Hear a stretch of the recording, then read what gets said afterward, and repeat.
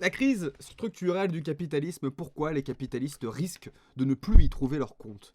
J'allais dire de n'y plus trouver leur compte, ça c'est vraiment la formulation telle qu'elle aurait été faite au XVIIIe siècle. Mon analyse repose sur deux prémices, nous dit Immanuel Wallerstein. Premièrement, le capitalisme est un système, et tous les systèmes ont une durée de vie, ils ne sont pas éternels. Voilà. Aujourd'hui, on imagine beaucoup plus facilement la fin du monde que la fin du capitalisme. Et d'ailleurs, la plupart des fictions, je cherche mon briquet, je suis pas juste toqué.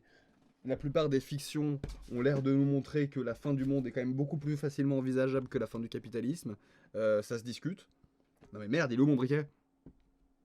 Putain, j'ai paumé mon briquet, les gars. Ah non, non, je peux pas travailler dans ces conditions. Hein. Ah non, je suis désolé. Hein. Non mais merde, c'est incroyable ça. Il me faut un briquet, je suis désolé, j'interromps ce stream. Voilà, c'est bon.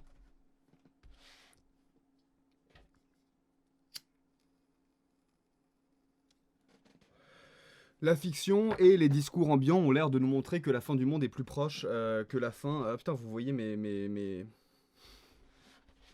J'ai chaud. J'ai chaud. C'est pas grave. C'est pas grave. Je sais que c'est un complexe chez beaucoup de gens. Moi, je considère que je transpire, ça fait partie de mes fluides naturels. Des fluides naturels que produit mon corps. Et que, bon, bah écoutez, il se trouve que ça a mouillé mon tissu. Premièrement, le capitalisme est un système et tous les systèmes ont une durée de vie, ils ne sont pas éternels. Deuxièmement, affirmer que le capitalisme est un système revient à dire que, durant ce que je définis comme ces 5 siècles d'existence, il a obéi à un ensemble de règles spécifiques que je vais essayer de décrire brièvement. Les systèmes ont une durée de vie. Ilya Prigogine a exprimé cette vérité de façon succincte. Nous avons un âge, notre civilisation a un âge, notre univers a un âge, ce qui signifie, me semble-t-il, que tous les systèmes, du plus infinitésimal au plus gigantesque dont nous ayons connaissance, entre parenthèses l'univers, y compris les systèmes socio-historiques de taille moyenne, doivent être analysés comme composés de 3 moments qualitativement différents, le moment de leur naissance, celui de leur fonctionnement normal courant, la phase la plus longue, et celui de leur dépérissement, la crise structurelle. Donc la crise structurelle, on ne dit pas que que la crise est une structure du capitalisme, on dit que le capitalisme connaît une crise de sa structure.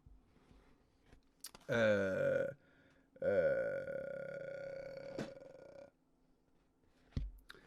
Je reviens.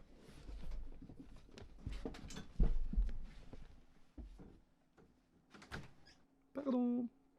Notre analyse de la situation actuelle du système monde moderne ne se penchera pas sur l'explication du premier moment, celui de la venue à l'existence. En revanche, les deux autres phases, les règles de fonctionnement du capitalisme au cours de son existence normale et les modalités de son dépérissement, seront les questions centrales auxquelles nous serons confrontés. L'idée que nous défendons, c'est qu'une fois que nous aurons compris quelles ont été les règles qui ont permis au système monde moderne de fonctionner en tant que système capitaliste, nous comprendrons aussi pourquoi il traverse actuellement la phase terminale de sa crise structurelle. Souvenez-vous, quand on avait parlé de Marx, on avait beaucoup parlé de ce qui fait que le capitalisme ne peut être qu'un mouvement mondial et qui ne peut pas être un mouvement simplement national parce que il a besoin, pour développer sa compétitivité, d'aller chercher des ressources dans des pays exotiques, etc.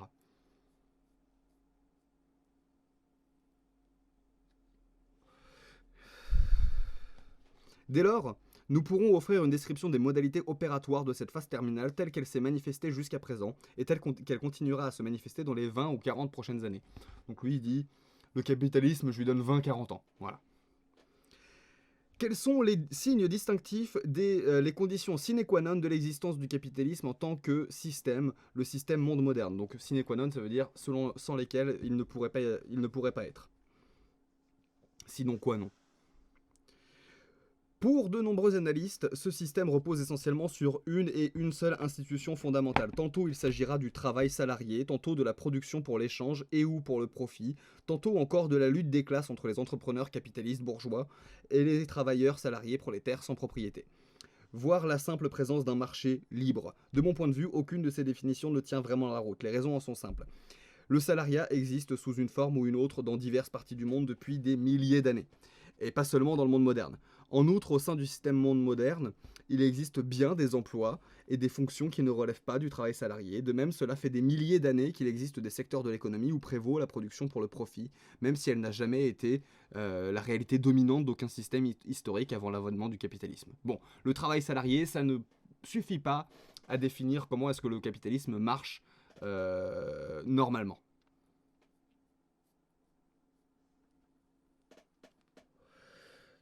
Quant au libre marché, nul doute que le système monde moderne en est fait un véritable mantra, mais les marchés modernes réellement existants n'ont jamais échappé aux considérations politiques, ni à un certain niveau de régulation étatique, et il n'aurait pas pu en être autrement. Bon. Lui, il dit les marchés sont pas si libres que ça. Je trouve que ça se discute. Mais bon. Quant à la lutte des classes, elle existe bien dans le système monde moderne, mais la réduire à un conflit entre bourgeois et prolétaires revient à en faire une description beaucoup trop lacunaire. C'est ce que nous dira notamment Bourdieu. A mon avis, pour qu'un système historique puisse être considéré comme un système capitaliste, il doit avoir pour caractéristique dominante ou décisive la recherche persistante de l'accumulation sans fin du capital. C'est aussi ce que nous dit Marx. Il nous dit que la lutte de classe est la définition sine qua non de la société de classe. Pas du capitalisme.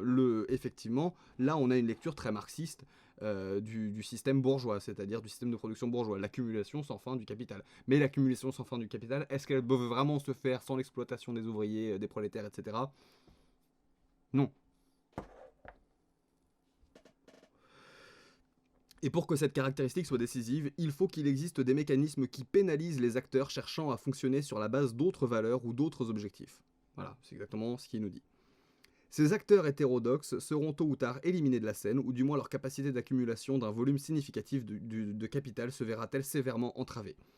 Les nombreuses institutions du système monde moderne visent toutes à promouvoir l'accumulation sans fin du capital, ou du moins sont-elles fortement contraintes à le faire.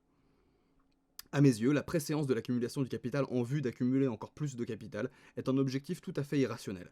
Parler d'irrationalité du point de vue de ce que je crois être une irrationalité matérielle ou substantive, cela ne veut pas dire que cette dynamique est incapable de soutenir le fonctionnement d'un système historique sur une durée plus ou moins longue. Voilà, il dit l'accumulation du capital en vue d'accumuler plus de capital, c'est pas un objectif rationnel. Ça veut pas dire que c'est pas un objectif pérenne. Ça veut pas dire que c'est pas un objectif qui se tient sur le temps. T'as dit hétéro, j'ai arrêté de suivre. Désolé, j'aurais dû dire homodox. LGBT dox.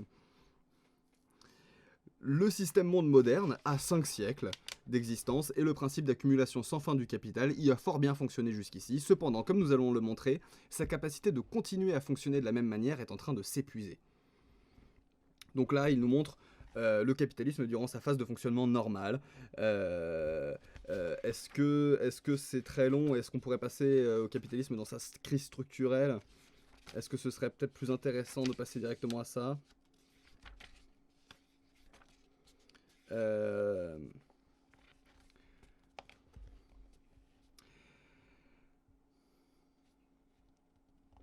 Deux évolutions cruciales ont contribué à cette crise structurelle. La première relève des tendances à très long terme de l'économie monde qui rendent désormais très difficile le processus d'accumulation sans fin du capital. Maintenant, on fait des investissements sur le très long terme. La seconde est d'ordre conjoncturel et est liée à la fin de la domination de la culture mondiale par un consensus libéral centriste, entraînant dès lors une érosion de la stabilité politique du système monde. La fin de la domination de la culture mondiale par un consensus libéral centriste. Il parle évidemment d'une culture mondiale très américaine, etc. Maintenant, on a tendance à une autonomie plus culturelle de plus de pays. Et il va nous parler aussi, je pense, Immanuel Wallerstein, du fait que avant les capitalistes faisaient grandir leur capital pour avoir encore plus de capital, donc encore plus de moyens de production, sauf qu'aujourd'hui les capitalistes, ils ne pensent plus que aux moyens de production, ils pensent également au marché boursier, ils pensent également à acheter des actions pour se faire de l'argent. Il n'y a plus que l'entreprise qui rapporte de l'argent, maintenant il y a juste la bourse. Et ça, la bourse, c'est pas quelque chose qui crée du travail. Et quand on crée pas de travail, on a du mal à faire survivre notre système. C'est très sérieux par ici. Salut, Ilford Grants. Écoute, on fait un peu de littérature, un peu de politique, un peu de littérature, un peu de politique. Là, tu vois, on est en train de parler de le capitalisme a-t-il un avenir de Immanuel Wallerstein, Randall Collins, Michael Mann, Georgie Delugian et Craig Calhoun. On fait ça rapidos, et puis après on repasse à la littérature si tu préfères, mais dans tous les cas, ça va être assez sérieux, oui. Oui. Oui. Dans un système capitaliste, comment fait-on pour accumuler indéfiniment du capital? La principale méthode, même si ce n'est pas la seule, passe par la production. L'entrepreneur producteur conserve la différence entre le coût de production de sa marchandise et le prix auquel il peut la vendre. Donc, vous, en tant que salarié, vous coûtez de l'argent à l'entreprise. Vos conditions de travail coûtent de l'argent à votre entreprise. Votre outil de travail coûte de l'argent à l'entreprise. Mais quand on soustrait l'argent que tout ça a coûté à l'argent que ça a rapporté, euh, tout le reste va évidemment dans la poche du capitaliste. Plus ce coût est faible et le prix de vente élevé, plus les profits sont substantiels et peuvent être réinvestis. Mais comment maximiser l'écart entre coût de production et prix de vente? Deux conditions sont nécessaires. Pour maximiser le prix de vente, il est nécessaire d'exercer un quasi-monopole, sujet que nous avons déjà traité. Ça, c'est ce que nous dit Marx aussi. Lui, il dit sujet que nous avons déjà traité parce qu'ils l'ont traité dans les pages d'avant qu'on vient de sauter, mais Marx l'a déjà traité puisque il nous disait que le premier mouvement du capitalisme, c'était du système de production bourgeois, parce que Marx, il dit pas encore capitalisme, parce que le mot n'existe pas encore, mais le principal mouvement de ce système-là, c'est de faire en sorte que le capital appartienne au moins de mains possible. Ilford, peut-être qu'on va jouer à contrôle après, mais c'est pas fini. C'est pas fini, on n'y a joué qu'une fois depuis la fois où t'étais venu, mais peut-être qu'on va y jouer après la lecture. On coûte 16 € de l'heure à l'entreprise. Ouais, mais ça, c'est si tu comptes les charges patronales et tout ça, tu comptes pas les fours, tu comptes pas les pains, les salades, les burgers, les steaks, le bacon et tout ça aussi. Euh, Ouais, là c'est ce qui est écrit sur ta fiche de paye, c'est tout ce qui est charge patronale en fait. C'est ce qu'il est obligé de. Il te verse 7 € de l'heure, mais sur ces 7 € il en paye 16 parce qu'il doit en payer aussi une partie à l'État. Euh, Donc voilà, exercer un monopole, c'est ce que nous disait Marx, il faut que le capital appartienne au moins de mains possible, parce que comme ça crée des monopoles, et comme ça on peut augmenter évidemment les prix de vente, parce qu'on est le seul à vendre un produit, on est le seul à offrir un service, donc évidemment qu'on peut avoir la légitimité d'augmenter son prix. Parce qu'on n'aura pas de concurrence pour nous dire, regardez, chez moi, c'est moins cher. C'est donc la façon dont on peut par ailleurs minimiser les coûts qui nous intéressent ici. Commençons par signaler qu'il y a toujours 3 types de coûts génériques dans tout processus productif. Ce sont les frais personnels, le coût des intrants et les impôts. Le personnel que le producteur propriétaire doit rémunérer se subdivise lui-même en 3 secteurs. Donc, parmi ces 3 choses que coûte la production, il y a le salaire, le personnel, le coût des intrants, on va voir ce que c'est, et les impôts. Et donc, parmi ce que coûte le personnel, il y a 3 secteurs. Les travailleurs non qualifiés et semi-qualifiés, les travailleurs qualifiés et les cadres moyens, et enfin les cadres dirigeants. Donc ça fait 4. Ah oui, non qualifiés et semi-qualifiés, c'est un seul truc, ok. Les travailleurs non qualifiés et semi-qualifiés, les travailleurs qualifiés et les cadres moyens, et enfin les cadres dirigeants. Le coût de la main-d'œuvre la moins qualifiée a tendance à augmenter pendant la phase A du cycle sous l'effet des revendications collectives formulées par le biais de l'action syndicale. La main-d'œuvre la moins qualifiée va évidemment se syndiquer et vouloir faire augmenter son salaire. Au cours de cette phase, il est fréquent que les employeurs fassent des concessions au personnel non qualifié, car il peut être moins coûteux d'éviter les arrêts de travail ou les grèves perlées que d'augmenter les salaires. Voilà, c'est aussi de l'intérêt. Il fait pas ça parce qu'il est gentil, le patron. Il vous augmente pas votre salaire parce qu'il est gentil. Il vous augmente votre salaire parce que si vous faites des arrêts de travail et que vous faites la grève, vous lui rapportez rien. Mais dans les phases ultérieures, ce coût salarial est souvent trop élevé, en particulier dans les industries dominantes. En général, pendant la phase B, la solution choisie par les employeurs est de déménager, à savoir de relocaliser la production dans les zones où les salaires sont traditionnellement bas. Thaïlande, Cambodge, pays d'Amérique du Sud, Chine, etc. Les travailleurs y sont recrutés sur des sites, généralement ruraux, où leur revenu réel est encore plus bas que celui que leur offrent les nouvelles industries, généralement urbaines.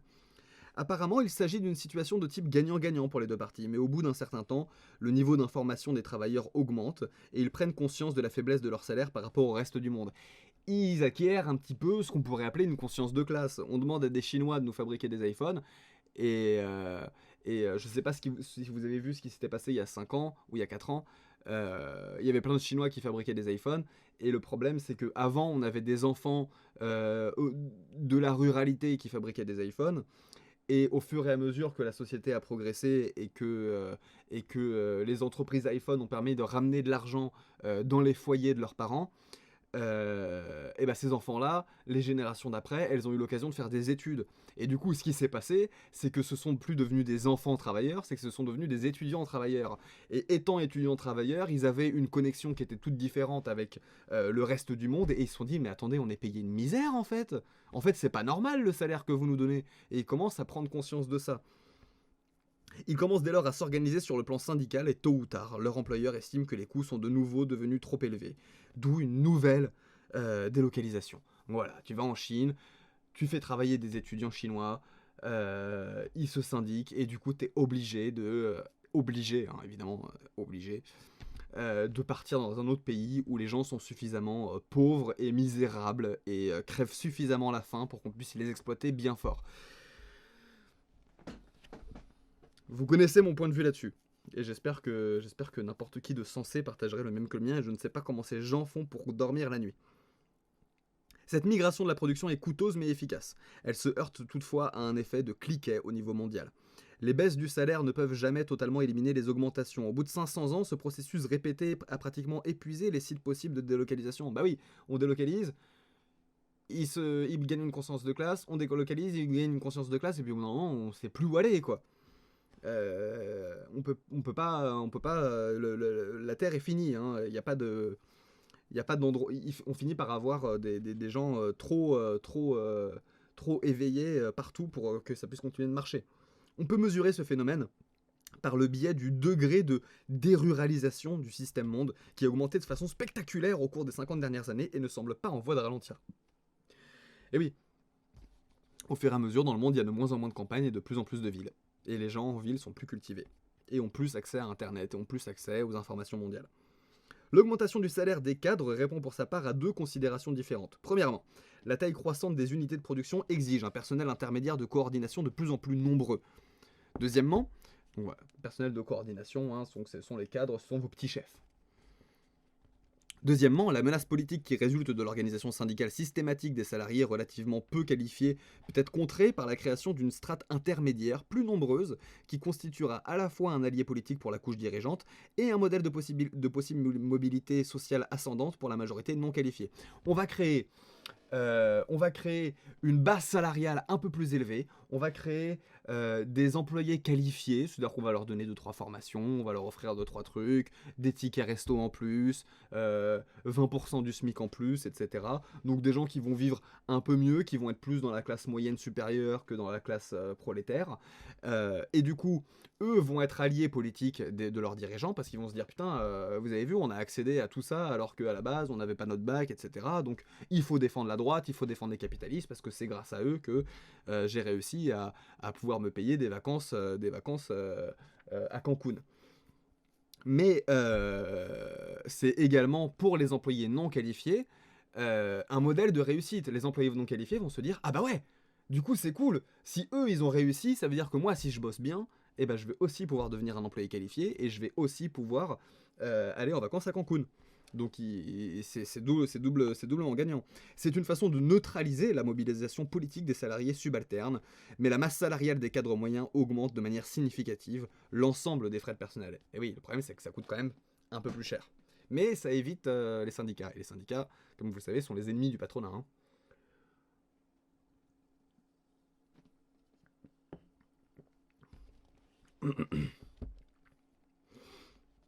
Quant à l'augmentation des coûts de rémunération des cadres supérieurs, elle est le résultat direct de la complexité croissante des structures de l'entreprise, et en particulier du phénomène bien connu de la séparation de la propriété et de la gestion. Oui. Quand je bossais au Leclerc, moi je bossais dans le 5e Leclerc le plus grand d'Europe. Donc très très grand magasin. Et évidemment que mon patron ne m'a jamais donné d'ordre. Mon patron, il me faisait des sourires, il me serrait la main, il faisait des blagues aux employés, etc. Mon chef, c'était autre chose. Mon super chef, parce que j'avais ma chef qui gérait tous les caissiers et les caissières, et j'avais le super chef qu'on appelait aussi le patron, mais c'était pas le PDG du magasin, c'était pas le directeur du magasin. La propriété et la gestion, qui étaient avant une seule entité, ont commencé à se diviser. Mais ce qui a permis au PDG du magasin où je travaillais d'acheter un autre Leclerc, où il a pu mettre un autre patron. Comme ça, il avait, lui, les revenus sans jamais travailler, en fait, finalement. Alors, jamais travailler en dehors qu'en gérant son argent, mais à mon avis, il a des gens pour le faire. D'ailleurs, il s'est barré, ce PDG-là, du Leclerc. C'était au Leclerc de Moisselles. Et il s'est barré de là avec... la dernière année où il était là, on avait eu notre prime d'intéressement. Vous savez, quand on bosse en entreprise, on a ça, on a des primes d'intéressement selon les chiffres d'affaires de l'entreprise. Et on avait eu des chiffres d'affaires absolument colossaux, vraiment, c'était une très très très très bonne année. Et on avait eu une prime d'intéressement qui était minable, mais on avait eu 120 balles, un truc comme ça, c'était ridicule. Et en fait, quand il s'est barré, on s'est rendu compte que la prime d'intéressement, il avait pris tout l'argent pour aller le donner aux témoins de Jéhovah. Voilà. Cela permet au cadre dirigeant de jouir d'une rente et de s'approprier d'une façon croissante des revenus de l'entreprise, réduisant la part destinée aux propriétaires, aux actionnaires et aux investissements. Ce phénomène a été tout à fait spectaculaire pendant les 2 dernières décennies. C'est effectivement quelque chose qu'on voit de plus en plus, que on a des patrons qui ne sont pas PDG mais qui gagnent énormément d'argent et du coup le PDG gagne un peu moins, mais le PDG peut faire fluctuer son capital pendant ce temps-là parce qu'il a moins de choses à gérer. Le coût des intrants est à la hausse pour des raisons analogues. Les capitalistes cherchent à externaliser au maximum les coûts de production, façon élégante de dire qu'ils ne paient pas la facture intégrale de ces intrants. Parmi les coûts qu'ils sont en mesure d'externaliser... Alors les intrants, je vais vous donner la définition exacte, hein, mais grossièrement on parle de ressources là. Les intrants, c'est éléments entrant dans la production d'un bien. Énergie, engrais, matériel. Ah oui, donc il n'y a pas que la ressource, il y a aussi l'énergie. Donc les intrants, ça va être non seulement le pain, la salade et le bacon qui vont arriver au Burger King de Mars, mais ça va être également l'électricité qui va servir à faire chauffer tout ça.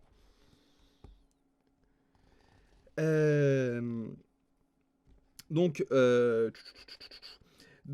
le coût des intrants est à la hausse pour des raisons analogues. Les capitalistes cherchent à externaliser au maximum les coûts de production, façon élégante de dire qu'ils ne paient pas la facture intégrale de ces intrants. Ils ne payent pas tout. Parmi les coûts qu'ils sont en mesure d'externaliser, mentionnons particulièrement l'élimination des déchets toxiques, le renouvellement des matières premières et la construction des infrastructures nécessaires au transport et à la communication. Ça, on a entendu parler récemment de tout ça. On pourrait faire aussi le lien, la parabole avec ce qui s'est passé au Liban. Hein. L'élimination qui était censée avoir été faite du nitrate d'ammonium qui a explosé sur le port de Beyrouth, c'est un intrant dont le coût a été externalisé. Pendant la majeure partie de la durée d'existence du système monde moderne, cette pratique d'externalisation des coûts était considérée comme parfaitement normale et ne préoccupait guère les autorités politiques. Mais pendant les dernières années, l'atmosphère politique a évolué de façon radicale, le changement climatique est désormais au centre du débat public, d'où l'émergence d'une forte demande de produits verts et organiques. La normalité de l'externalisation des coûts n'est plus qu'un lointain souvenir. La nouvelle sensibilité politique envers l'élimination des déchets toxiques s'explique assez simplement par les pénuries croissantes d'espaces vacants pour les décharges publiques, un phénomène analogue à la disparition progressive de la main-d'œuvre d'origine rurale, source de nouvelles couches de travailleurs à bas salaire. Les effets de l'accumulation de ces déchets sur la santé publique sont importants et manifestes, d'où l'émergence de mouvements sociaux revendiquant le contrôle et le nettoyage des dégâts environnementaux. Vous savez que dans beaucoup d'usines qui excrètent du gaz carbonique, du CO2, on a la possibilité de rajouter par-dessus la cheminée de l'usine une deuxième cheminée. Donc vous faites brûler votre charbon, et au-dessus, vous rajoutez une deuxième cheminée qui, elle, va récupérer tout le CO2 qui va s'extraire dans votre usine.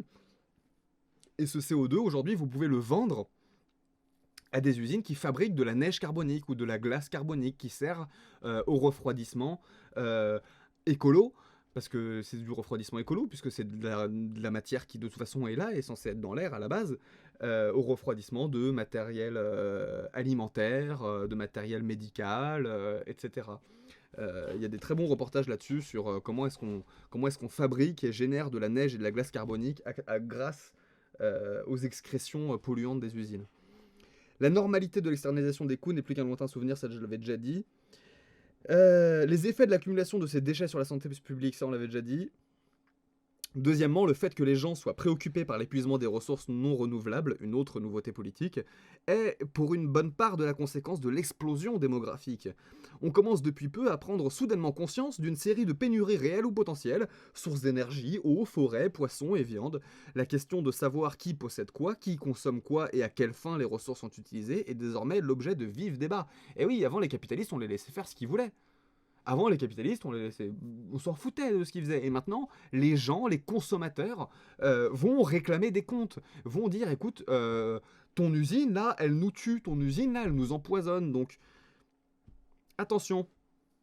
Troisièmement, le fonctionnement du capitalisme en tant que système exige une infrastructure considérable. Les produits destinés à être commercialisés sur le marché mondial doivent être transportés. La communication est un élément crucial du commerce. De nos jours, transport et communication sont beaucoup plus efficaces et beaucoup plus rapides que jadis.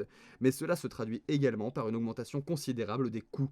Qui paie la facture de ces progrès? Par le passé, les producteurs auxquels les infrastructures ont le plus bénéficié n'en finançaient qu'une infime partie et c'est la société qui payait le reste. Il existe aujourd'hui une forte pression politique pour que l'État assume un rôle direct dans la dépollution, le renouvellement des ressources et l'expansion des infrastructures. Pour ce faire, les gouvernements devraient fortement augmenter les impôts, mais cette mesure resterait par ailleurs inutile si on n'intervenait pas nous aussi sur les causes profondes de ces phénomènes négatifs. Les pouvoirs politiques devraient donc exiger des entrepreneurs une plus grande internalisation des coûts. Mais que l'on augmente les impôts ou que l'on internalise les coûts, il y aura une forte réduction des marges de profit des entreprises, ce que les producteurs ne manquent pas de souligner avec insistance. Et là, lui, il est américain, mais évidemment qu'il parle du MEDEF. Le MEDEF, il déteste l'écologie, mais parce que avant, on externalisait des coûts, ça veut dire qu'on payait pas. Ça veut dire qu'on ne payait pas pour recycler les trucs polluants, pour se débarrasser des déchets, on ne payait pas pour tout un tas de trucs. Et là, on leur dit, tous les trucs là que vous n'avez pas payés pendant 40 ans, bah maintenant faut les payer parce que les gens ils gueulent, parce que les gens ils meurent d'asthme, les gens ils meurent de cancer du poumon, les gens ils meurent de trucs dont avant ils mourraient pas. Il faudrait peut-être faire quelque chose et le MEDEF il dit non non, l'écologie c'est des conneries. Moi je roule en 4x4 et là, je suis en pleine santé. Donc là, ça va être aussi un enjeu très important pour le patronat d'accepter que ces coûts de production vont devoir augmenter. Enfin, les prélèvements fiscaux sont sous toutes leurs formes, n'ont cessé d'augmenter pendant toute la durée de l'existence du système monde moderne, à tous les niveaux. L'appareil administratif est un gros consommateur d'impôts, qu'il s'agisse de payer les fonctionnaires ou de financer l'expansion des services que l'État est censé fournir. On assiste également à l'expansion de ce que l'on pourrait appeler la taxation privée. Alors là, en gros, il nous dit que comme il y a une explosion démographique, on a besoin de plus de fonctionnaires, de plus de gens qui bossent en CPAM, de plus de gens qui bossent à Pôle emploi, de plus de gens qui... etc. Et donc forcément, on a besoin de plus d'impôts pour payer ces fonctionnaires-là. On assiste également à l'expansion de ce qu'on pourrait appeler la taxation privée, à savoir tout à la fois la corruption des fonctionnaires publics et les exigences prédatrices des mafias organisées. Pour les entrepreneurs, cette forme de fiscalité privée est tout aussi onéreuse que les taxes prélevées par l'État. Plus l'appareil d'État augmente en taille, comme cela a été le cas au cours des 5 dernières décennies, plus il y a des gens à corrompre. Et la croissance de l'activité économique mondiale a eu comme corollaire la multiplication des entreprises mafieuses. Cependant, c'est surtout aux luttes politiques des mouvements antisystémiques au niveau mondial qu'on doit cette tendance à l'augmentation des impôts. Depuis 2 siècles, leurs revendications ont entraîné la démocratisation de la politique mondiale. Fondamentalement, le programme des mouvements populaires a visé d'obtenir par la population de 3 garanties fondamentales: éducation, services de santé et revenus garantis tout au long de la vie. Au cours de ces 2 derniers siècles, ces exigences n'ont cessé de croître, tant au niveau de la gamme, de plus en plus ample des services requis, et par conséquent de leurs coûts, que de la diffusion géographique des revendications. Toutes ces dépenses constituent ce que nous appelons l'État-providence, qui fait désormais partie de la routine politique de presque tous les pays du monde, même si le niveau des prestations fournies varie fortement, et ce largement en fonction des ressources de chaque nation. Donc voilà, on demande de toute façon, nous, en tant que citoyens, de plus en plus d'impôts pour payer de plus en plus de choses dont on a besoin, garantir un salaire minimum, enfin un revenu minimum, garantir une bonne éducation, garantir des bons services de santé, etc. Et tout ça, ça va être aussi se foutre sur le dos des entreprises. Résumons, les 3 coûts de production les plus fondamentaux n'ont cessé d'exister et de se rapprocher de leur asymptote, de telle sorte que le système ne peut revenir à son point d'équilibre par le biais de multiples mécanismes auxquels il a eu recours pendant près de 5 siècles. Pour les producteurs, la possibilité de l'accumulation sans fin du capital semble être désormais de plus en plus compromise. Et la compromission de l'accumulation sans fin du capital, c'est la compromission du capitalisme et du système monde capitaliste tout entier.